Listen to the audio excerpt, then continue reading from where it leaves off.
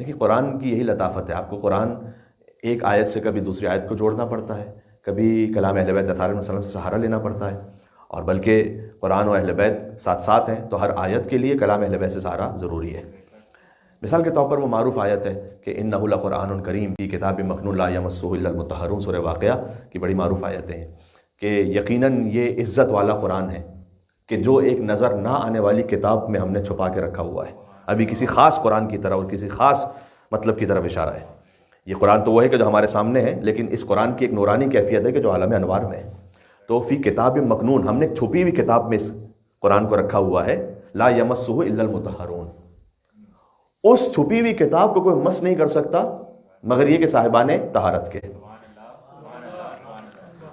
اب اس کا ایک سادہ سا مطلب ہے کہ اس قرآن کو کوئی سمجھ نہیں سکتا مگر یہ کہ جو طاہر ہے وہ سمجھ لے گا۔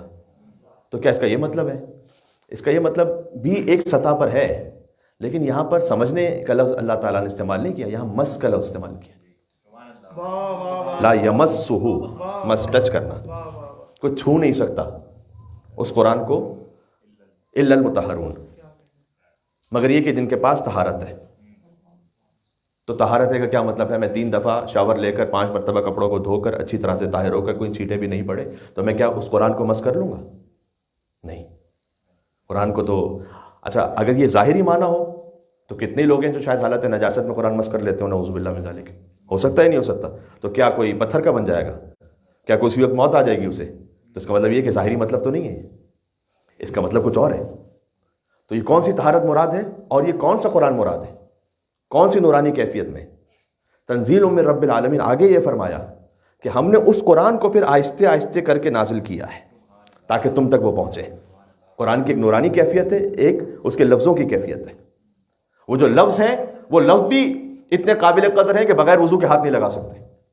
وہ جو نورانی کیفیت ہے اس کی، جہاں خالص نور ہے وہاں تو کوئی مس ہی نہیں کر سکتا جب تک کہ وہ صاحبان طہارت میں سے نہ ہو۔ اور یہ صاحبان طہارت ہم اور آپ والے نہیں ہیں۔ اب قرآن کی آیت کو دوسری آیت سے جوڑ لیجئے گا، سورہ احزاب کی مشہور آیت ہے انما یرید اللہ لیذھب عنکم الرجس اہل البیت ویطہرکم تطہیرا لا یمسہ الا المطہرون۔ بات ہو رہی ہے، یہ والے طاہرت۔ اللہم صلی علی محمد وعلی محمد۔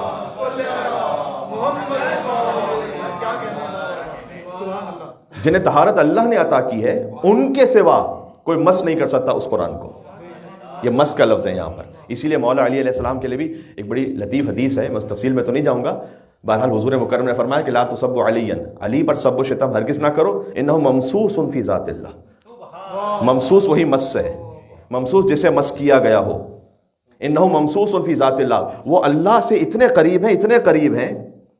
یہ تعبیر استعمال کی رسول اللہ نے، میں کیا کروں ترجمہ اس کا؟ اللہ سبحانہ وتعالیٰ کا کوئی جسم نہیں ہے، فَإِنَّهُ مَمْسُوسٌ فِي ذَاتِ اللَّهِ، جیسے کہ مس ہو چکے ہوں، ممسوس فی ذات اللہ۔ علی کو سب و شتم نہ کرنا، وہ اللہ سے ایسے قریب ہے کہ ممسوس فی ذات اللہ، کہ جیسے کوئی مس کر رہا ہو۔ مس کر رہا ہوں، میں پھر سے بار بار کہہ رہا ہوں، اللہ کے جسم کو کوئی نہیں مس کر سکتا۔ یعنی اللہ سبحانہ وتعالیٰ نے جیسے اپنی صفات جمالیہ اور جلالیہ کا مکمل مظہر بنایا ہو، وہ ہے علی بن ابی طالب علیہ السلام۔ یہ وضاحت ضروری، بات واضح ہوگی۔ تو اس طرح سے قرآن کی جو لطافتیں ہیں ان کو آپ کو سمجھنے کے لیے فقط لغت سے سہارا نہیں بنے گا کہ ہم نے عربی لغت چیک کر لی تو ہمارے لیے کافی ہو گیا، بس نہیں۔ اس کے لیے آپ کو قرآن کی دوسری آیتیں دیکھنی ہے اور ساتھ ہی کلام اہل بیت علیہ السلام دیکھنا ہے۔ ورنہ ایام فاطمہ کی مجلس میں سنا چکا ہوں کہ وہ جو ابا کا مطلب نہ پہچان سکیں، اس واقعے کو دہرانے کی تو ضرورت نہیں ہے۔ اس طرح سے اب کتنے مطالب ہیں، بات ایک ذہن میں آ رہی ہے تو چلیں آپ پیش کر دوں۔ اب مثال کے طور پر ہم یہاں آپ کے سامنے تقریر کر رہے ہیں اور اگلی شب جمعہ بھی انشاءاللہ توفیق رہی، حیات رہی، آپ کی خدمت میں پہنچیں گے۔ اس سے پہلے تو فرض کیجئے کہ اگلی شب جمعہ ہم پہنچے اور بالکل سیم لفظ بہ لفظ وہی تقریر کرنا شروع کر دی۔ البتہ لفظ بہ لفظ تو میری استطاعت میں بھی نہیں ہے، اس لیے کہ آج الفاظ کچھ اور ہیں۔ اگر میں سیم معنی ریپیٹ بھی کرنا چاہوں تو الفاظ یہ نہیں رہیں گے۔ تو لفظ نہ بھی تکرار ہو، فقط معنی تکرار ہو تو آپ کہیں گے مولانا پتہ نہیں حافظہ مولانا کا کیا ہو گیا کہ پچھلی شب جمعہ جو کہہ رہے تھے بالکل سیم وہی بات اس شب جمعہ بھی بالکل ریپیٹ کر رہے ہیں، تھوڑا سا تو وقفہ دے دیتے۔ تو پھر آپ قرآن کے بارے میں کیا کہیں گے؟ فَإِنَّ مَعَ الْعُسْرِ يُسْرًا إِنَّ مَعَ الْعُسْرِ يُسْرًا۔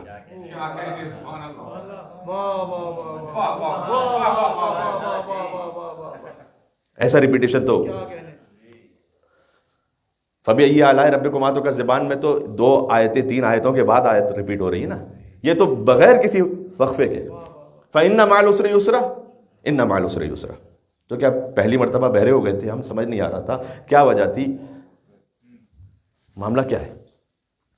دیکھیں اب میں آپ سے اشارہ کروں گا اس پہ میں تفصیل میں، لیکن یہ قرآن کے مطالعے میں شب جمعہ پہنچ جائے تو اچھا ہے کہ اگر ہم ایک بات آپ سے کہہ رہے ہیں نا آج شب جمعہ، اور بالکل وہی بات ریپیٹ کر رہے ہیں نیکسٹ شب جمعہ، تو آج جو شب جمعہ کا ہے اس کا بھی وہی مطلب ہے، جو نیکسٹ شب جمعہ کا اس کا بھی وہی مطلب ہے. ہاں، قرآن میں یہ معاملہ نہیں ہے. اچھا چلیے مثال کو تھوڑی سی آسان کروں. ابھی میں تقریباً آدھی دنیا گھوم کر آ رہا ہوں مختلف جگہوں میں مجالس پڑھتے ہوئے. تو آج ایک تقریر ہم نے میلبرن میں کی، اور ایک تقریر عمان میں کی، ایک تقریر کویت میں کی. وہی تقریر، تو جو میلبرن میں مطلب تھا وہی کویت میں مطلب تھا، وہی ملیشیا میں مطلب تھا.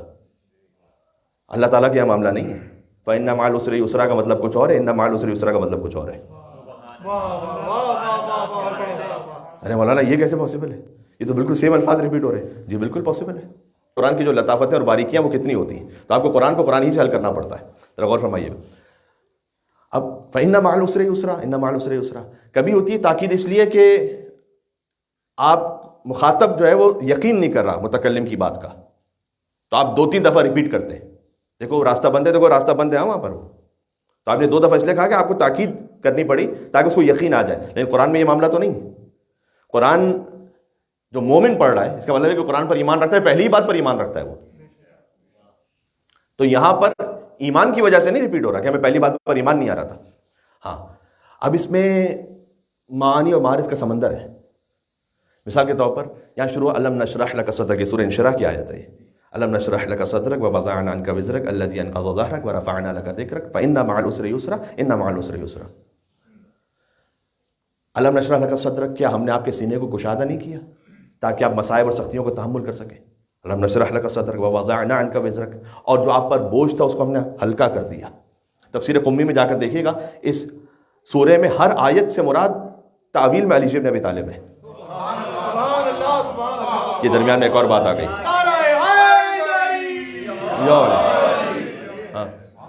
الم نشرح لک صدرک، کہ ہم نے آپ کے سینے کو کشادہ نہیں کیا. تفسیر قمی میں روایت ہے کہ سینے کو کشادہ اس طرح سے کیا کہ کیا ہم نے آپ سے نہیں کہا کہ غدیر میں آپ علی کی ولایت کا اعلان کرتے ہیں، تو آپ کا سینہ کشادہ ہو گیا.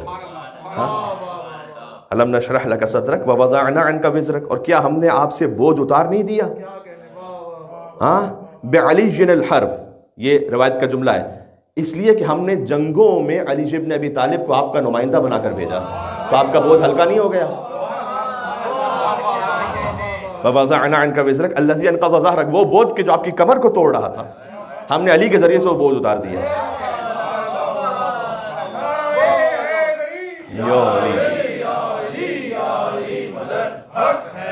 الَّذِي أَنْقَضَ ظَهْرَكَ، وہ بوجھ جو آپ کی کمر کو توڑ. وَرَفَعْنَا لَكَ ذِكْرَكَ، اور ہم نے آپ کے ذکر کو بلند کیا. کہ ہم نے آپ کے ذکر کو ایسے بلند کیا ہے کہ اذان و اقامت میں جہاں اشہد ان لا الہ الا اللہ ہے وہاں ساتھ میں اشہد ان محمد رسول اللہ ہے، اور جب آپ ولایت کی گواہی دیتے ہیں تو اشہد ان علی ولی اللہ ہے. یعنی ہم نے آپ کے ذکر کو بلند کیا کہ اذان میں آپ کا نام رکھا. فَإِنَّ مَعَ الْعُسْرِ يُسْرًا، تو آپ یاد رکھیے گا کہ مشکل کے ساتھ اللہ آسانی بھی عطا کرے گا.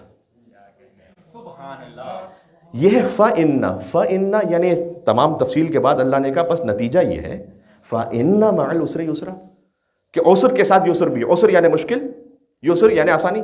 مشکل کے ساتھ آسانی بھی ہے. اے حبیب ہم نے آپ کو آسانیاں بھی تو عطا کی ہیں. فَإِنَّ مَعَ الْعُسْرِ يُسْرًا، یہ آیت ہے حضور مکرم کے لیے. فَإِنَّ، پس، إِنَّ مَعَ الْعُسْرِ يُسْرًا، کہ آپ کے لیے اے حبیب مشکل کے ساتھ آسانی بھی ہے. پھر اللہ نے کہا فقط یہ مصطفیٰ کی بات نہیں ہے صلی اللہ علیہ وسلم، إِنَّ مَعَ الْعُسْرِ يُسْرًا، تمہارے لیے بھی ایسا ہی ہے.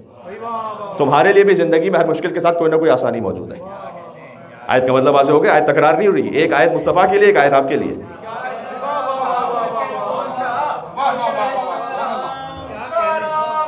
اللہم صلی علی محمد وعلی محمد.